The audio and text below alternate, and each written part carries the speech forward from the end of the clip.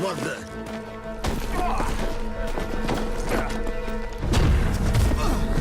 Close your eyes. Hit him!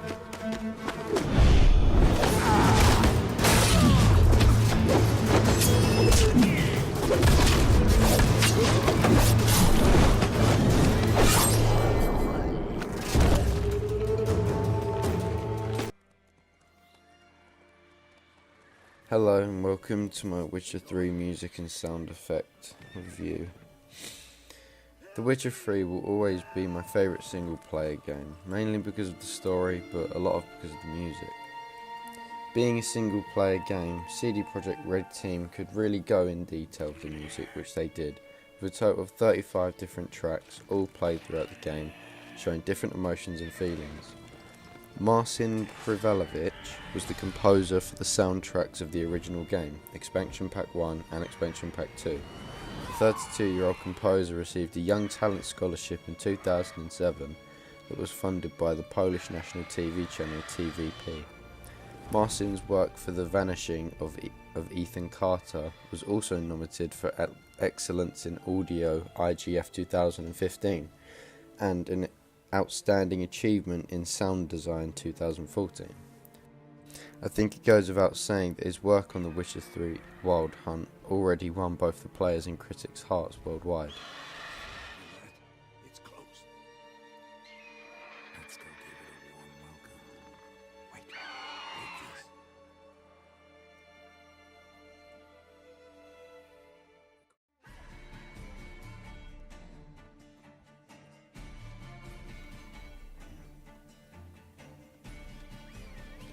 Moving on to our second song, named Forged in Fire.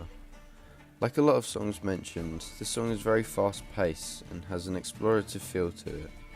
While listening, the player's heartbeat rises and the mood becomes tense. With the use of short bursts of the violin, the player always feels alert, which is good, as this song is only played in higher level areas of the world. Similarly, when travelling across the huge landscape, the player will more likely be riding Roach, Geralt's horse. This means the player will be travelling much faster than normal, and although they are not in battle, can relate to the fast-paced song. Another song like this is called Silver for Monsters. This song more played when Geralt enters an open location plagued with darkness, or that has a general dark theme to it. Although Forged in Fire doesn't use a lot of female vocals, Silver for Monsters does. However, they still give the same general effect for the player. This is because of the continued fast-paced, repeated, high-pitched tune.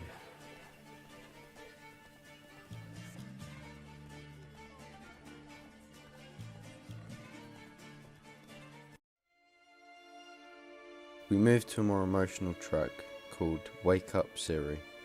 Players who really got into Witcher 3's story really felt the moment they finally found Ciri, Geralt's daughter figure who he had trained to become a Witcher.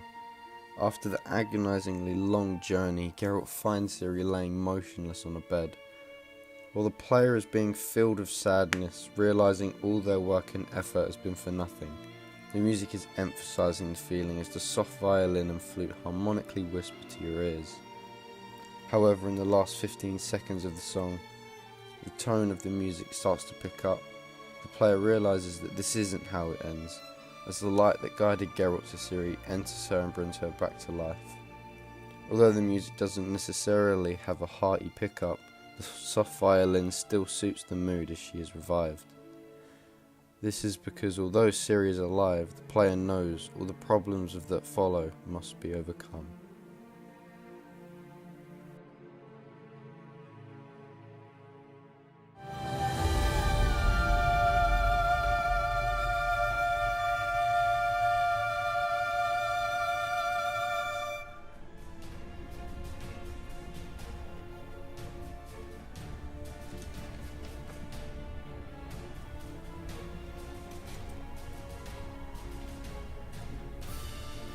This next song is used over the fight with Imlerith.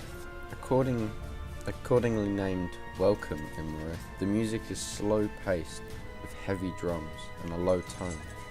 This represents Imrah's character being the muscle of Eredin. The sisters said you would come. They saw you arrive in the water's surface. His right-hand man who carries a massive mace and shield. The fight lasts fairly long as Imrah's health is very high. For having a very dragged out song, the repetition doesn't seem noticeable in the game. Especially during the cutscene, the player can really appreciate the well put together timing of the music and the sound effects of his head exploding. I really like this track as well as the cutscene. They both play in well with the heartwarming achievement of obliterating the enemy's skull.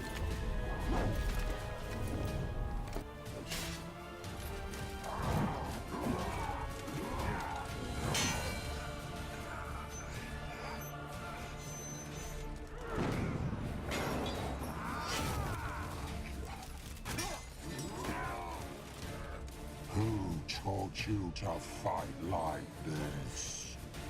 The Witcher you slew.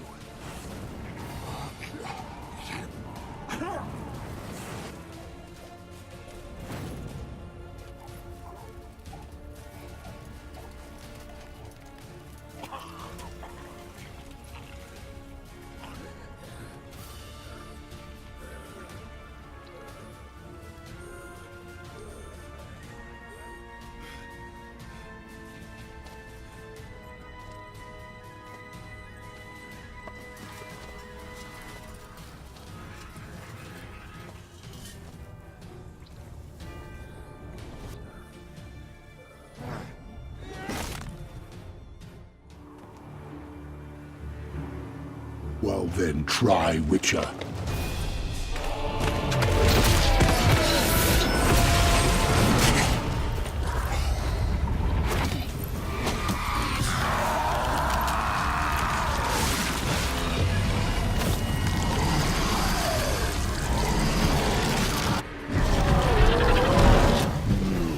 On to Expansion Pack 2, Blood and Wine. The game introduces vampires on a much larger scale. The Witcher 3 world already has types of vampires roaming the world, interactable through various side quests. However, Blood and Wine, the main story quest, is based around hunting and killing a higher vampire. Being a higher vampire, the music needed to suit the mood and had to be much more grand to symbolise the vampire's status.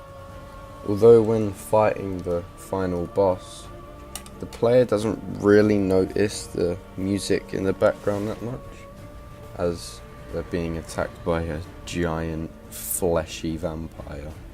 However, it still does its effect and makes the battle much more enjoyable and intense for the player.